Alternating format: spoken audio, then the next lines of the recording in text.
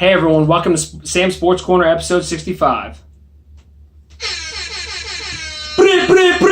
For the first time ever, I would like to welcome a guest onto Sam Sports Corner. It is a first-time event taking place, so I'd like you all to welcome a fellow degenerate sports gambler and fan, possibly the greatest Native American athlete of all time behind Jim Thorpe. He was dick-slapping dingers as a collegiate baseball player while I was still just a twinkle in my father's eye. I would like you all to welcome my friend, Neil Wesley, to the table. He's a fan of not only the LSU Tigers, but the St. Louis Cardinals.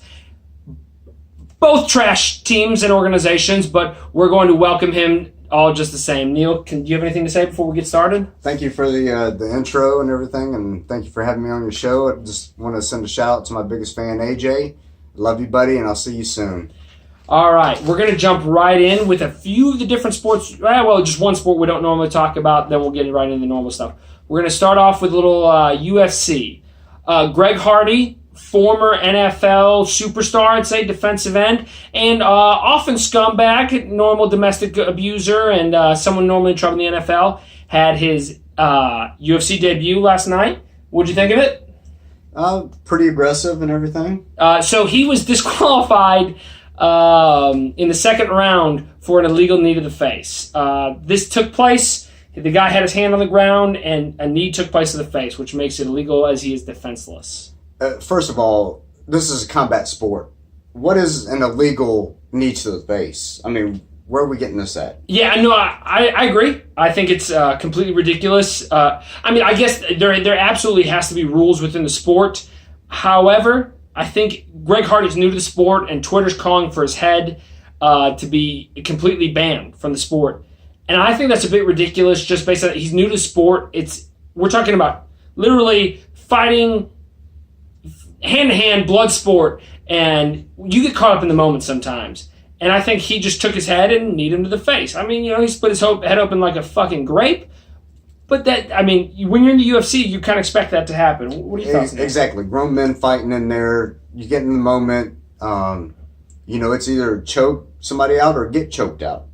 So it's win or lose. You just get caught up in the moment. I think being new, I think it's a little extreme to kick him out. Yeah, I think what we're going to see out of him is a suspension and maybe a fine or something like that. But Greg Hardy will be back, and he will be aggressive in the UFC. I'm excited to see him progress there. Next, we're going to get into championship weekend, NFC and AFC championships tonight. We're going to talk a little betting. First up on the docket is the AFC championship. Kansas City, -3, and the over-under is 56 points. However, this is the first time in 68 starts that Tom Brady is not favored to win a game. What are your thoughts, Neil? I think that Tom Brady should be very worried about this game. I think the Chiefs are going to pull it out under the points, of course. I don't think it's going to be a very, very high-scoring game, but I think Tom Brady's days are numbered. I'm going to go opposite on you here. I bet on the Chiefs just because I want to see them win. However, I think Tom Brady's going to take his big schnutz and put him in a wheelbarrow and just walk him down the street. Just la-di-da. Because this is what Tom Brady does, and Tom Brady has did. First time in 68 starts that they haven't favored him. We all know who Tom Brady is as a human being. He's going to throw for 500 yards and 4 touchdowns simply for the fact that he's an underdog. Tom Brady, the greatest quarterback of all time, gets to walk into a game as the underdog. Think about what that's doing for his mentality there, Neil. I want the Chiefs to win. I want Patrick Mahomes to sling that fucking thing around. Definitely. However, Tom Brady's going to feel disrespected. The Patriots are going to feel disrespected. The Sith Lord, Belichick, is going to do some magic, and I think the Patriots pull it out. We'll see. All right. On to the NFC. It's Saints -6. I bet on them at -3. Should have got on this one early in the week. It's -6 now, and 50 points for the over/under. If you weren't locking in the over on this, if you were not absolutely hammering the over on this, you're insane. Yes. What are your thoughts, Neil? Yes. First of all, being a Cardinals fan, if these guys were still in St. Louis, and I'm talking about the Rams, I'd be in their fan club right now. But since, Georgia Frontier decided to move them out to L.A., they're garbage to me. So Saints all the way, 100% they're going to win the Super Bowl. So Crypt Keeper's wife takes him out of St. Louis, and you can't cheer for him anymore. That's it. They're done. Dead. Done. All right, so Neil's got Saints. I've got Saints. We're both hammering the over. Neil took Kansas City, and I took the Patriots. What are you taking that? Over, under? Under. Okay, I'm taking the over in that game. I am full-blown on the, if you are taking the under, you're cheering for a boring game. We're going over in both. And in case anyone was curious, the Saints are favored to win the Super Bowl, still plus 175. I would definitely take that. We're talking about a repeat year, 2009, basically across all stats. The last thing we're going to hit on is a little baseball offseason. On Friday night at the Cubs convention, Kris Bryant was on the Friday night with Ryan Dempster's little thing they do there, and they were both joking about not wanting to play in St. Louis, how it's a boring city. You can already see the dismay on his face. It came up because Nelly was trying to convince Kris Bryant and Bryce Harper to both go to St. Louis, even though Kris Bryant's not even up for contract. Doesn't matter. They were both joking about how it's a trash city and it's boring and there's no reason to play there. Twitter went nuts. What say you, Neil? Well, I think, St. Louis is not a trash city, of course. I love the place. I've been there several times. I used to live outside of it.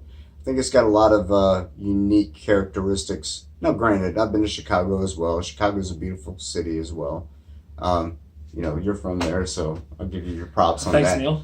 But I don't know. I mean, I just think it's, just guys talking. He don't want to go there. And, when it all comes down to it, whenever contracts get renegotiated and people move, if he ever has to go to St. Louis, I'm sure he'll embrace the city and the city will embrace him just as well.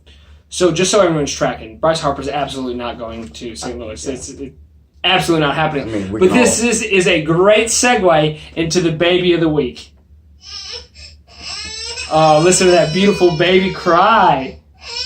All right, the baby of the week is relief pitcher for the St. Louis Cardinals who chirped at Kris Bryant today. John Brebbia, I think is how you pronounce his name. I honestly, when I saw the title of the article about it, I was like, who's this D-list actor chirping at a major league athlete? It turns out he's an athlete too. I had to Google him. He's a relief pitcher who was drafted in 2011. He's got 45 appearances in the majors, a 3.20 ERA, basically a nobody. And he, quote, tweeted this clip of Kris Bryant saying this, calling him a crybaby loser. First off, don't understand how this makes him a crybaby.